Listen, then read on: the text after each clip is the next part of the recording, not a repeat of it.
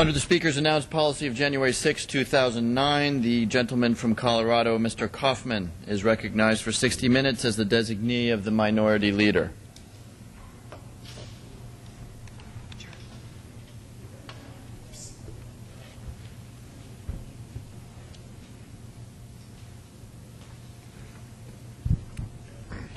Thank you, Mr. Speaker. Tonight I'm joined by Congressman Doug Lambourne of Colorado and Congressman Glenn Thompson from Pennsylvania.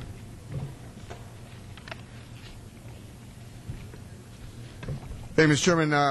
What we want to talk about tonight is the impact that health care reform or the Democrat proposal is having on small businesses throughout this country. It wasn't that long ago that the President's Chief Economic Advisor, Christina Romer, looked at the proposal, H.R. 3200, and said this could cost up to 5.5 million jobs. And so it's important that we talk about why this happens. There's about $900 billion is the target for the cost of the proposal, H.R. 3200, half of it coming from Medicare, half of it coming from increased taxes, surcharges, and penalties. And so with that, let me first refer to my colleague from Colorado, Congressman Doug Lambourne, to talk about the effects of these new taxes and surcharges and penalties on small business. Well, I thank the gentleman for yielding. And Representative Coffman, I want to thank you for your leadership in taking this time and speaking on this important issue of the economic impact of H.R. 3200, the Democrats' health care proposal here in the House. It's a little different from the one in the Senate, but the impact that it will have on small business.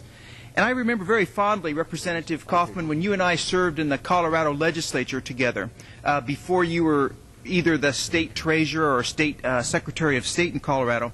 And I really knew at that time, as I think you knew with me, that we were proponents of small business. And we wanted to have lower taxes and a more favorable economic environment and climate for the state of Colorado so that young people would have jobs when they graduated from high school and college. And we would have a strong economy.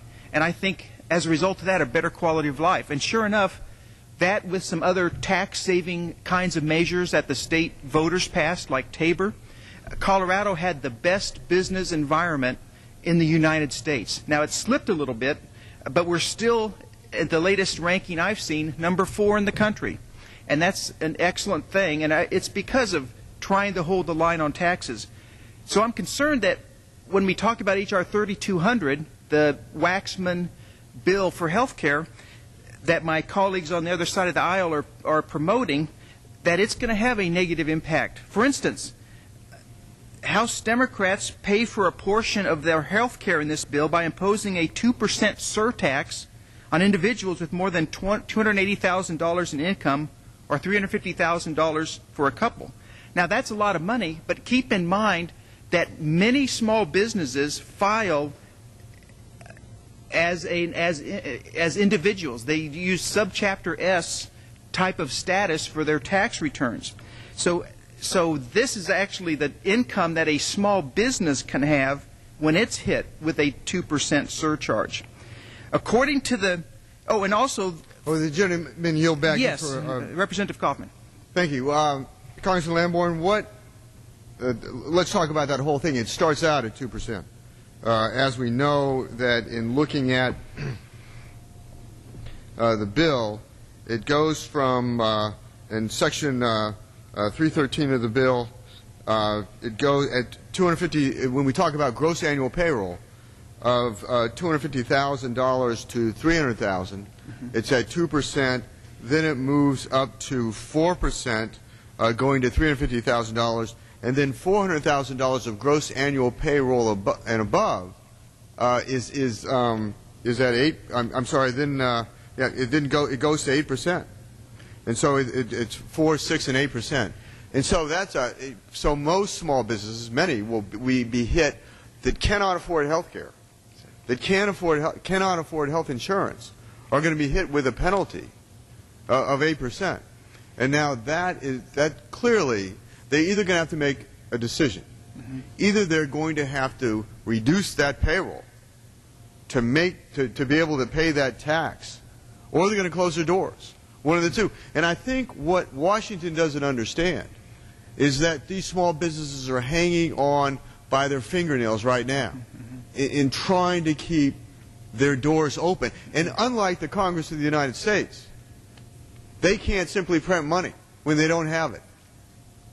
And so this is putting them in an impossible position. And I think that simply that the liberals in this Congress just don't get it. They're just not understanding of the stresses of small businesses in America today, who have been historically the greatest job creator in our economy. I yield back. Well, I thank the gentleman. Yeah, you're right.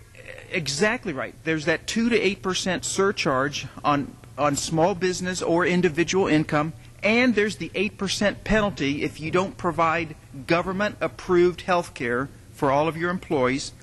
So when you add that all together, like you said, Barack Obama's own economic advisor, Christina Romer, said that there would be about 5 million jobs lost as a result of those tax increases. And this is the worst possible time to have tax increases on small business. Small business is the backbone of our nation's economy.